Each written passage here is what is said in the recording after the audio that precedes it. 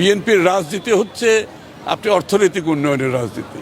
বিএনপির রাজনীতি হচ্ছে প্রাইভেট সেক্টর লেড গ্রোথ, এই এক্সপোর্ট লেড গ্রোথ, আপনার পলিটিক্স অফ প্রোডাকশন অর্থাৎ উন্নয়নের রাজনীতি, অর্থাৎ বিনিয়োগের রাজনীতি। সুতরাং আমাদের জন্য এটা খুবই গুরুত্বপূর্ণ এবং এটাকে আমরা সামনের দিকে এগিয়ে নিয়ে যাব এবং আমরা জানি এটার উচ্চতা অনেক বেশি।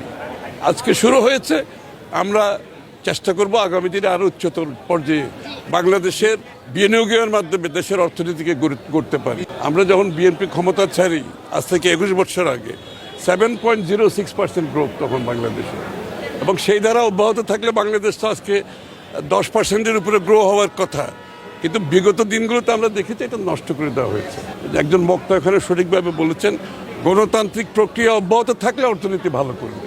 সুতরাং আমাদেরকে গণতান্ত্রিক প্রক্রিয়াকে অব্যাহত রাখতে হবে, গণতান্ত্রিক প্রক্রিয়া শুরু করতে হবে।